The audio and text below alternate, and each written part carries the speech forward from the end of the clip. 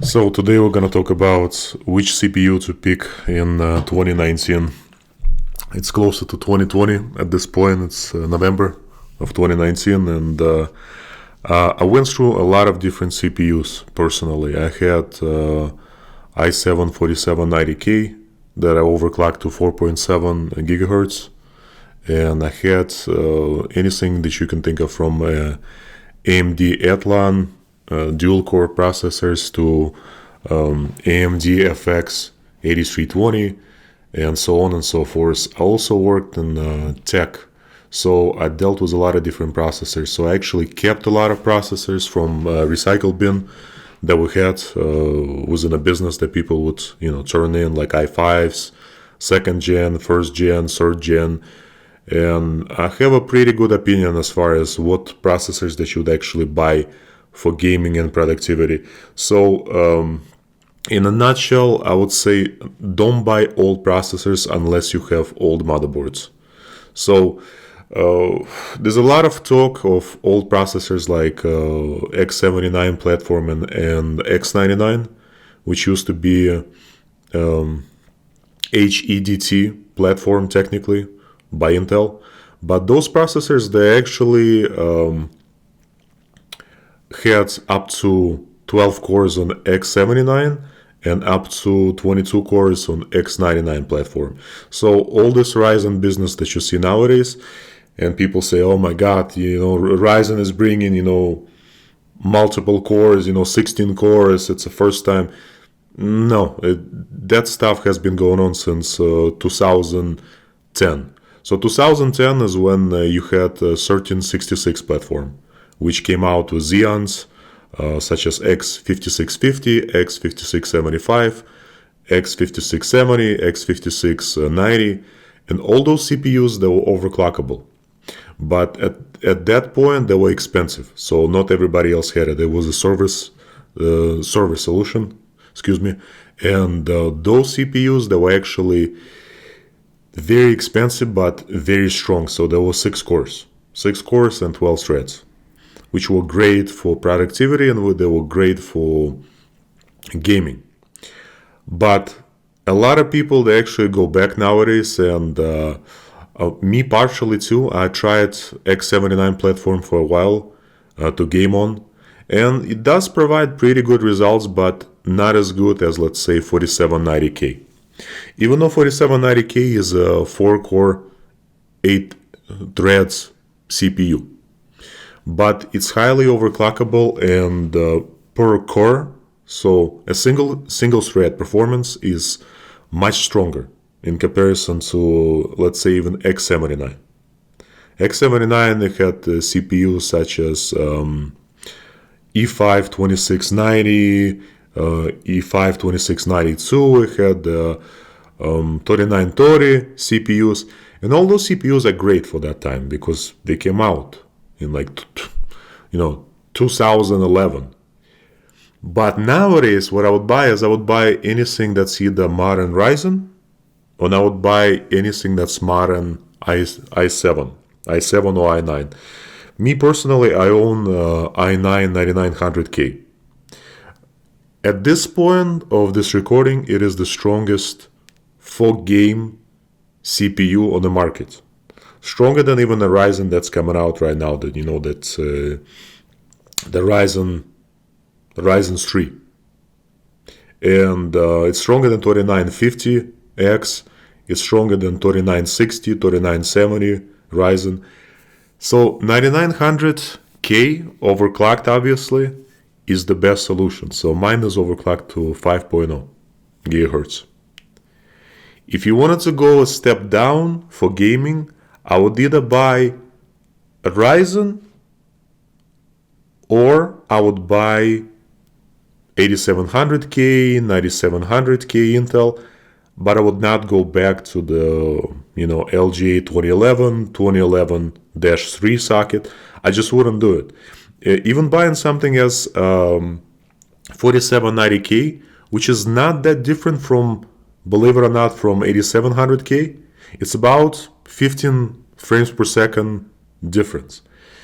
I wouldn't do it, and the reason why is because the less cores you have, the less productive your CPU will be nowadays. So even older games like Rainbow Six Siege, they actually utilize all cores that I have on my 9900K. And will actually utilize even 12 cores. Even if you have a 12-core processor, they'll utilize all the cores. And that's an older game. This is 2015. So modern games, as long as they are coded properly, they will utilize all the cores and pretty much all the threads. But you gotta look at single core performance. And CPUs like i5, 9400F CPU, for example, which is i5, right? But it'll perform better in those games because the single core performance is better. But it's 6-core. So the more threads that you're actually utilizing, the better. So I wouldn't buy anything that's below, as strange as it sounds, I wouldn't buy anything that's below 8 cores at this point, whether it's Intel or Ryzen. So if you had to choose, I would choose Ryzen or Intel, modern Intel. And that's it in a nutshell. Because just based on my tests or what I ran, what I owned, or what I've seen in the tech repairs, if you play in modern games, I wouldn't buy anything that's less than a core. Because even as about 9900K, I'm already seeing certain limitations of it. It's not using up 100% of the CPU, but I can see that it can perform better. And I don't know whether it's because I looked at so many processors in my life, but I think it's more of a feel within a game, and you can see at which points that the game starts and when it dips. And what I realized, the stronger the CPU is, even if it's not utilizing GPU at 100%, you can see how much less stutter you get. Because as long as you hit 100% utilization on CPU, regardless how many cores you have, you'll have stutter. So 4790K was prone to this because it only was 4 threads. And games like Rainbow Six Siege, they would use up all those cores, and sometimes my CPU would hit 100%. And when it did, I would see stutter. Even 8700K sometimes would hit 100%. And that's on older games, so anything brand new would be detriment to your gaming performance. Now, if you're doing rendering, right, you would already want more cores, period. So you can get away on old Xeons, from LGA 2011 or 2011-3 socket. That's possible, But why?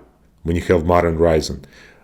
Second issue that you have when you buy an older processors, right, is you have to buy a motherboard. If you don't have an older modern motherboard, CPUs, they seem very appealing because they are cheap, but the actual motherboard is expensive. So nowadays you can get, let's say, a Ryzen motherboard like B450 for, I literally saw yesterday, the day before yesterday, I saw a gigabyte motherboard for $100, like a good motherboard with good heat sinks, RGB, M.2 heat spreader that you can put on your NVMe drive, and it's an elite board technically for second and first gen Ryzen. So why would you buy something old as X79 or X99 platform? Even X97, which has 4790K as the top of the echelon, I wouldn't personally. I had to go through like 8700K, 9700K, 9900K. I played on different processors that are much older, like X5675 that are overclocked to 4.5, I believe. And I gotta say, so if I had to put it in a hierarchy, right, I would put 1366 as somewhere in between LGA 2011 socket as far as just performance of a single core, but LGA 2011 can be better than this. Next up, as far as actual gaming performance, I would put 4790K, even though it has less cores. And once again, because of the single thread performance. But if you have those motherboards, that's the only reason why I would buy any single of those platforms. And even at that, you can probably sell those X79 or X99 motherboards and get a pretty good profit, because nowadays they go for about, anywhere from $100 to $220. X79 and X99 platforms, it's ridiculous how expensive it is. X97, Z97 you can buy for sometimes, $80 if you like it. Like a good motherboard, like MSI Gaming 5, Gaming 7, you can buy for $100. And if you wanna have the 4790K, then yeah, I would go that route. But I wouldn't. I would buy, a modern Ryzen. I'll buy, Ryzen 2700X. Anything along the lines. I'd buy, 1950. By Ryzen Threadripper. I'd buy any of those CPUs if you wanted like all around good processor. The more cores, the better. But if you're buying Threadrippers, you gotta realize one thing.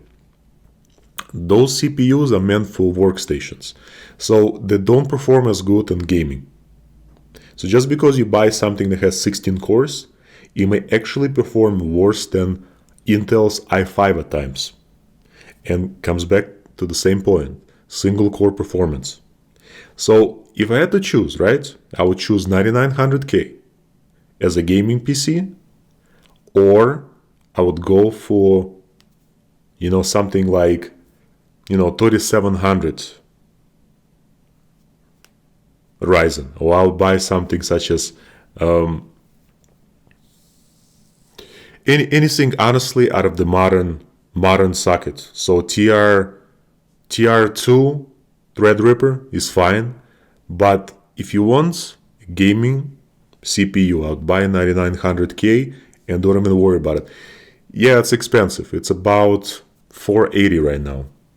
With Intel's shortage of CPUs, you'll come back on the market soon enough, but I'll just get this and just be happy until you can upgrade to something else. And by upgrading to something else, I don't mean that you can upgrade this platform. Like 9900K or KS, which is all-core boost to 5.0, which you can do the same on a normal CPU of 9900K, is basically the top of the line. There's not going to be a single CPU that's going to be stronger this on Z390 motherboards. It's just not going to happen.